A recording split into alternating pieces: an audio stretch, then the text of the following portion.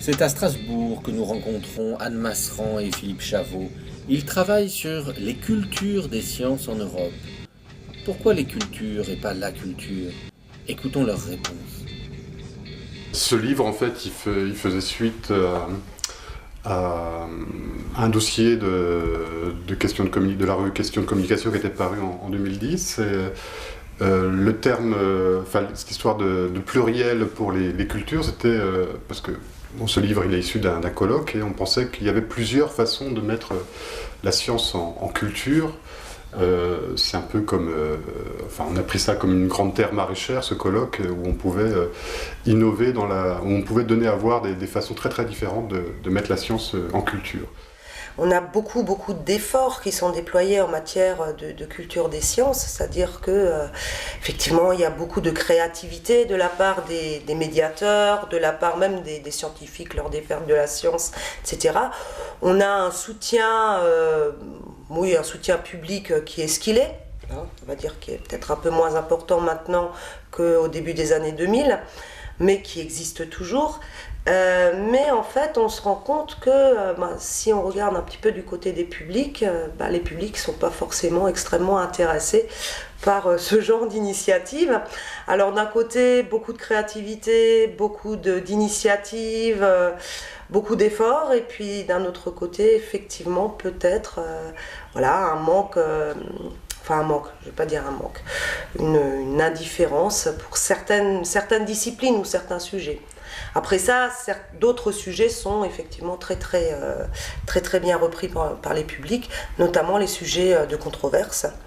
Alors effectivement, les OGM, c'est quelque chose qui a été très repris. Tout ce qui touche à l'alimentation en général, tout ce qui touche aux nanotechnologies, en ce moment, c'est quelque chose qui est très porteur. Après ça, c'est une deuxième conclusion. Est-ce que les cultures des sciences doivent se faire propagande ? C'est un autre problème. Est-ce que effectivement, à travers ces mécanismes, on doit dire, il faut accepter les nanotechnologies, c'est une vitrine des technologies françaises, etc., ou européennes, ou est-ce que faut rester plus neutre? Là, on a des expériences assez partagées dans ce qu'on a pu voir. Les cultures des sciences, autre conclusion, c'est effectivement cette diversité, alors pour les endroits, pour les formats, pour les manières de faire, et aussi dans leur lieu d'émergence. Alors on fait différemment la culture des sciences s'il s'agit simplement de montrer aux jeunes enfants des expériences pour les sensibiliser à être plus tard peut-être de futurs scientifiques, ou alors s'il s'agit d'essayer de rattraper le train en marche et de montrer que le nucléaire c'est peut-être quand même quelque chose d'important et d'essayer de persuader les gens. Donc les choses se font différemment avec différents buts, et là je pense que c'est un petit peu notre rôle à nous, chercheurs, d'avoir cette distance critique pour pouvoir en parler, pour pouvoir dire là il y a des limites, il y a des lignes, etc. Voilà. On avait démarré notre réflexion sur tout ce qui est les initiatives de mise en culture de la science en Europe, c'est-à-dire au début des années 2000. Nos a priori théoriques, c'était que déjà que la science telle qu'elle se construit, elle n'est pas universelle, et bien évidemment, lorsqu'elle va être reçue, diffusée, mise en culture, elle sera d'autant moins universelle. Pour dire tout ça, on se basait sur des travaux menés dans le domaine sciences, technologies, de société, surtout en Europe, un peu moins en France, depuis les années 80, quoi. Et je crois que notre principale découverte, si on s'en tient au colloque, c'était que on retrouvait, nous on avait l'impression, parce qu'il y avait en France, tout du moins, tout ce qui était mise en culture de la science, ça partait c'était quelque chose de très militant, quoi. Dans les années 70-80, il y avait tout un ensemble de scientifiques, avec Jean-Marc Lévy-Leblanc un peu comme meneur, très militant pour tout ce qui est mise en culture de la science.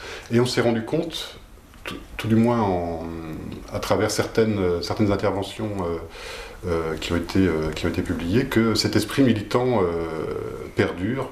On peut faire par exemple référence au texte de Daniel Reichsberg et de Philippe Ricot, où on voit que tout ce qui participe enfin, tout leur travail de théâtre de rue, puisqu'on peut l'appeler comme ça, participe d'un esprit militant, c'est-à-dire ils sont vraiment dans cette orientation de faire en sorte que la science participe à une culture commune, quoi. Une culture populaire. Ouais, mais plus qu'une culture commune, une culture populaire qui peut être appropriée de façon très très très très différente selon les époques. Et on retrouve ça aussi il y a un texte je ne sais plus le nom de la personne, tout ce qui est la vulgarisation par la danse. Johann Clavel. Voilà, Johann Clavel. On retrouve cet esprit très militant dans ses propos aussi, où on a l'impression que, à travers une forme de médiation très très particulière qui est un engagement des publics à travers la danse, ou à travers le fait d'être spectateur d'un spectacle de danse, on arrive à partager des savoirs savants et à se les approprier de façon différenciée. Alors le terme à l'origine de mise en culture des sciences, c'est Jean-Marc Lévy-Leblond, donc qui est, on va dire, en France le grand inventeur de ce terme, même si effectivement il y a eu de la mise en culture des sciences avant lui. Mais en tout cas, il a synthétisé, il a aussi un niveau politique, il a mis ça en œuvre, etc., etc. Alors pour le définir, je crois que c'est très très compliqué, parce qu'on pourrait dire un petit peu que chaque acteur a sa définition de la mise en culture des sciences. Peut-être pour le définir de manière large, il faut revenir à cette spécificité des pays latins où on cultive la science pour les publics, où les publics cultivent la science par rapport aux pays britanniques où on est dans le Public Understanding of Science, c'est-à-dire on va comprendre les sciences. Donc c'est très différent comprendre les sciences et cultiver les sciences, c'est-à-dire que ça va rentrer dans une culture générale. C'est ce savoir sur les sciences ou cette prise avec les sciences, on va le dire comme ça, va rentrer dans une culture générale, va s'intégrer avec d'autres éléments, etc. C'est-à-dire, c'est vraiment, si on prend la métaphore agricole, oui, c'est vraiment un terreau où il y aura un petit peu de science, un petit peu de savoir scientifique, un petit peu aussi d'engagement avec ces sciences, de décision aussi éventuellement, qui est assez différente de la manière dont on voyait les choses dans les pays britanniques, où c'était plutôt, on va sensibiliser les personnes aux sciences, on va leur faire comprendre, leur faire avoir des connaissances qui étaient mesurées, enfin qui sont d'ailleurs toujours mesurées par les eurobaromètres. Et puis dans les années 90, c'était des questions vrai-faux, la Terre tourne autour du Soleil, et on se rendait compte en Grande-Bretagne que plein de gens pensaient encore que le soleil tournait autour de la Terre, et mon Dieu, c'était absolument terrible. En France, il n'y a pas eu ça. C'est-à-dire on est plus, on est en prise avec un savoir, avec une culture. Alors c'est peut-être pas dit de manière très précautionneuse, mais on va s'acheminer vers un côté où on va vendre des produits dérivés de la science. On va faire en sorte que les gens s'amusent, etc., dans des parcs de loisirs scientifiques, la belle fusée, puis on va se mettre dedans, simulateur, etc., etc. Ça, oui, et puis on va essayer justement à travers ce côté loisir et ludique d'attirer de jeunes personnes vers les sciences, puisqu'un des gros problèmes actuellement en Europe, c'est qu'on a de moins en moins de scientifiques, alors au sens scientifique de la nature.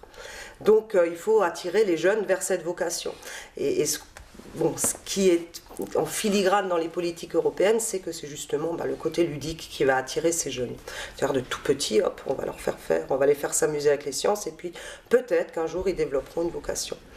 Alors nous, ça nous semble assez problématique parce que justement ça répond plus à ce côté culture populaire où les savoirs scientifiques prennent une place à côté d'autres savoirs littéraires, cinématographiques, populaires même, etc. Où on a une intrication qui répond peut-être plus à ce qu'est un individu que ce côté, on va amuser les gens avec les sciences pour que plus tard ils deviennent ingénieurs en physique ou je ne sais pas. C'est le côté vers lequel on s'achemine par par les directives européennes et à laquelle j'ai un petit peu de distance. Bon, on sait, grosso modo, enfin, les acteurs de la médiation savent ce qui marche, et ce qui marche essentiellement c'est la science, enfin, c'est avec les jeunes publics, et c'est un public captif par définition.